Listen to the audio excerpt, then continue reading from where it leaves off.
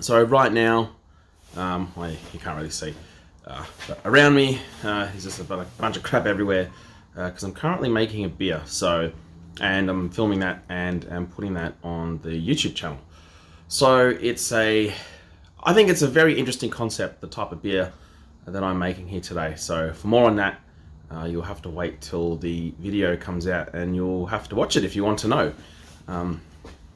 But yeah, and I didn't get to post a video at the end of last week because last week a bit of a family emergency happened, and also we were hosting a family event over the weekend. So it's a timely reminder that life can get in the way of things despite all your meticulous planning.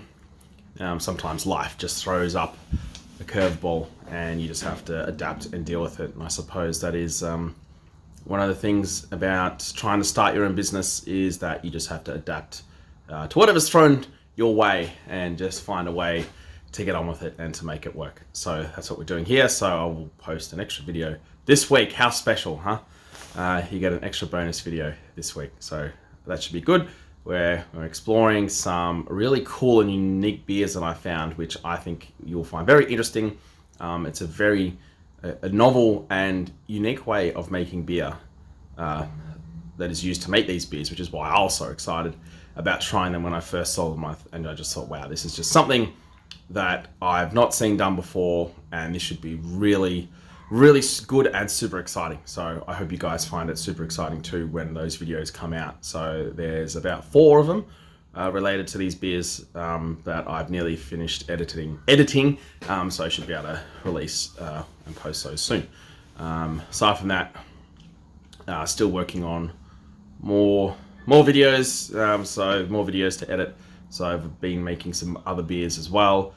So I've got to edit that, release that. Been also tasted that first. So there is a video out right now about how I made a dark wheat beer, which is the basis for the very first commercial beer that JKB Brewing is going to have made at the end of July. So I have a video actually tasting that beer that I made. So that will be really interesting to see how that tastes and then compare it to the actual commercial beer that comes out. So, but if you want a sneak peek to see what sort of beer, what the beer will taste like that JKB Brewing will be releasing to the public, hopefully in about a month or so, then yeah, watch that video and you'll get inside scoop on how that beer compares to other beers out there in the market. So now, of course, the homebrew beer is not going to be exactly the same as the beer that's brewed that is going to be brewed commercially. There's going to be some few differences, which I will hope to talk about in an upcoming video at some point. Not entirely sure, but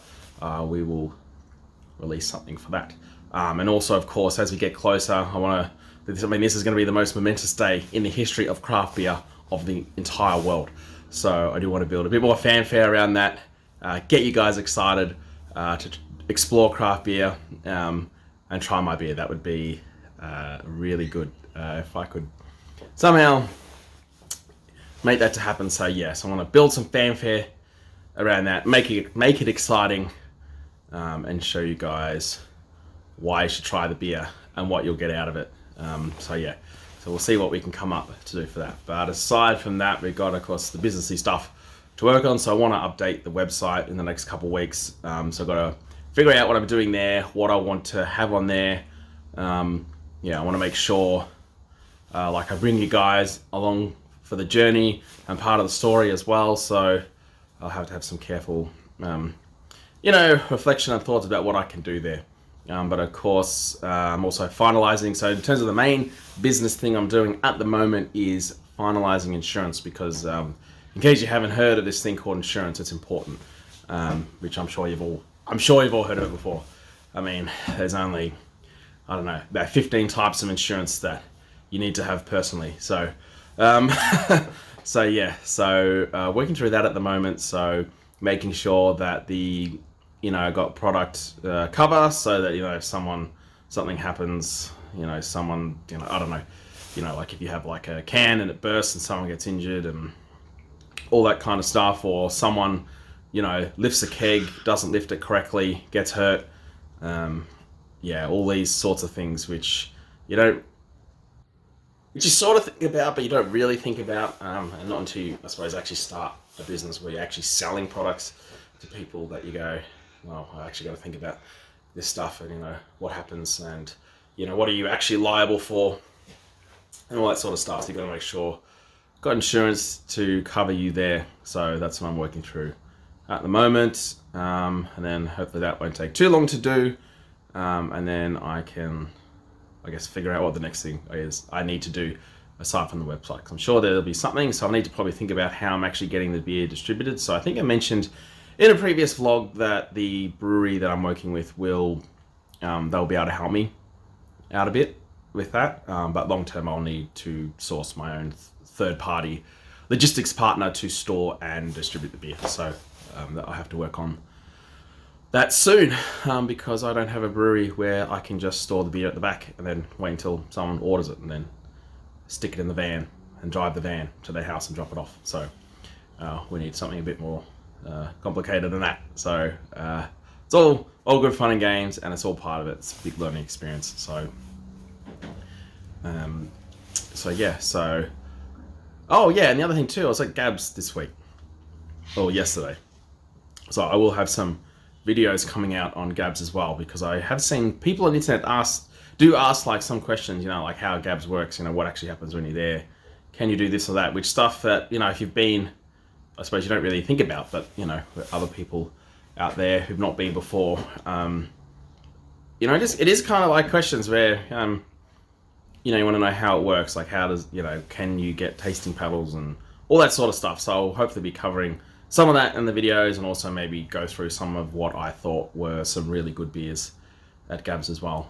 And if you don't know what Gabs is, it's the biggest craft beer festival in Australia. It happens every year. So I hope to one day actually be an exhibitor there, not just a patron. So hopefully one day I can have my beer being sold there rather than just buying other people's beer.